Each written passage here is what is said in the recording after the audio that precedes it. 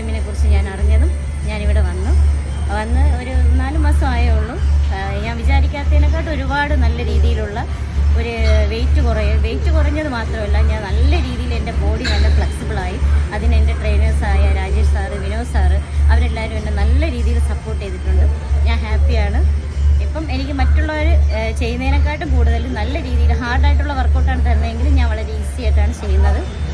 ഞാൻ അതിന് എൻ്റെ ട്രെയിനേഴ്സിനോടും എൻ്റെ വിനോദ് സാറിനോടും എൻ്റെ രാജേഷ് സാറിനോടും ഞാൻ നന്ദി പറയുകയാണ്. ഹായ്, നമസ്കാരം. ഞാൻ ടെമ്പിൾ ജിമ്മിലെ വിനോദാണ്. നമ്മുടെ ജിമ്മിൽ വരുന്ന ഒരു സ്റ്റുഡൻ്റാണ് ഇപ്പോൾ പറഞ്ഞത്, നിങ്ങൾ കേട്ടിട്ടുണ്ടാവും.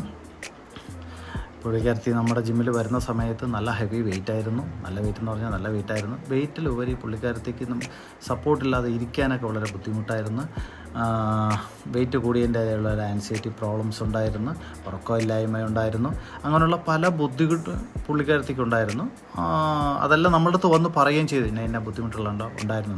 പക്ഷേ നമ്മൾ അവർക്കൊരു ബിഗിനേഴ്സ് ഒരു 4 മാസം മുമ്പ് അല്ലെങ്കിൽ 1 മന്ത് നമുക്കൊന്ന് വളരെ ഹാർഡ് വർക്കൗട്ട് ചെയ്യേണ്ടി വന്നു. കാരണം വെച്ച് കഴിഞ്ഞാൽ അവരതിന് തയ്യാറാണ്. അവർ എന്ത് ചെയ്തു തന്നാലും എനിക്ക് വെയിറ്റ് കുറഞ്ഞാൽ മതി, വെയിറ്റ് കുറയുന്നതിലുപരി എനിക്ക് എന്ത് ആക്ടിവിറ്റീസിനും ഞാനൊന്ന് ഉഷാറായാൽ മതി എന്ന് പറഞ്ഞ് വെയിറ്റ് ട്രെയിനിങ് ഒക്കെ ചെയ്തതോടുകൂടി സ്കിന്നിൻ്റെ ടോണെല്ലാം മാറി അവരുടെ മനസ്സ് ഇപ്പം നല്ല ഹാപ്പിയാണ്. അവർ നല്ല ഹാപ്പിയെന്ന് വെച്ചാൽ നല്ല ഹാപ്പിയാണ്.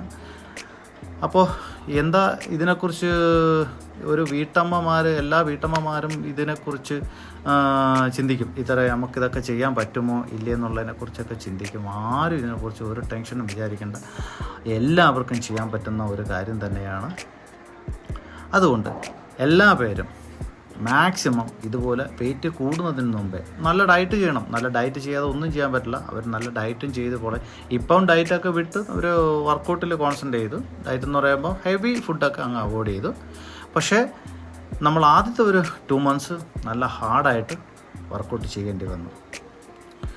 അപ്പോൾ എല്ലാ വീട്ടമ്മമാരും ഇങ്ങനെയുള്ള ആർക്കെങ്കിലും ബുദ്ധിമുട്ടുണ്ടെങ്കിൽ എല്ലാ പേരും നല്ല രീതിയിൽ വർക്കൗട്ട് ചെയ്യാൻ ശ്രമിക്കുക. ഓവർ വെയിറ്റ് ആയതിനു ശേഷം നമുക്ക് നല്ല റിസ്ക് ആയിരിക്കും.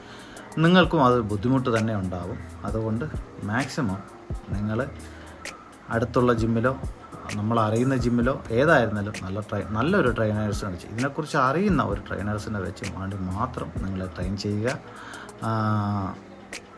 നമ്മുടെ ഈ വീഡിയോ നിങ്ങൾക്ക് ഇഷ്ടപ്പെട്ടിട്ടുണ്ടെന്നുണ്ടെങ്കിൽ നിങ്ങൾ ലൈക്ക് ചെയ്യുകയും നമ്മളെ സപ്പോർട്ട് ചെയ്യുകയും ചെയ്യുക. Thank you.